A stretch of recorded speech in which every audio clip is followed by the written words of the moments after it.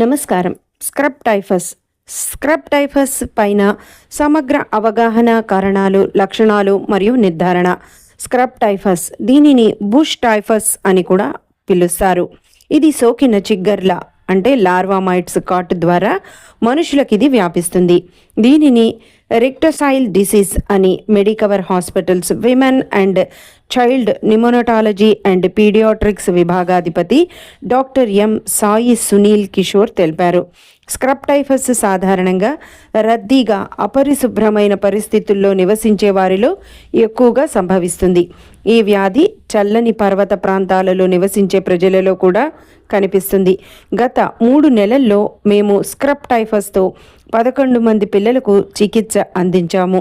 వారి వయస్సు 1 నుండి 8 సంవత్సరాల మధ్య ఉంది. వారిలో చాలామంది జ్వరం, చలి, దద్దుర్లు అంటే ర్యాషెస్, ఒళ్ళు నొప్పులు, ఆకలి లేకపోవడం, వాంతులు మరియు కడుపు నొప్పి వంటి లక్షణాలతో వచ్చారు. చాలామంది పిల్లలకు జ్వరం వచ్చిన 5వ రోజు చుట్టూ దద్దుర్లు వచ్చాయి.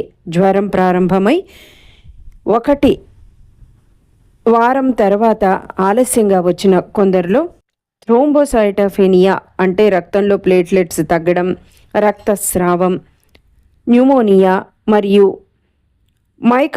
మైకార్డిటిస్ వంటి సమస్యలు కనిపించాయి. వీరికి ప్లేట్లెట్ మార్పిడి మరియు వెంటిలేటర్ మద్దతు అవసరమైంది. స్క్రబ్ టైఫస్ను డాక్సీసైక్లిన్ అనే యాంటీబయాటిక్స్తో చికిత్స చేయాలి. డాక్సీసైక్లిన్ ఏ వయసు వారికైనా ఉపయోగించవచ్చు. రోగి యొక్క క్లినికల్ పరిస్థితిని బట్టి సిరుల ద్వారా లేదా నోటి ద్వారా డాక్సీసైక్లిన్ ఇవ్వాల్సి ఉంటుంది. లక్షణాలు ప్రారంభమైన వెంటనే యాంటీబయాటికులు ఇస్తే అవి అత్యంత ప్రభావితంగా పనిచేస్తాయి. చికిత్సతో సాధారణంగా 36 గంటలలోపు జ్వరం తగ్గడం ప్రారంభమవుతుంది. కోలుకోవడం వేగంగా మరియు ఎటువంటి సమస్యలు లేకుండా ఉంటుంది. డాక్సీసైక్లిన్తో త్వరగా చికిత్స పొందిన వ్యక్తులు సాధారణంగా త్వరగా కోలుకుంటారు.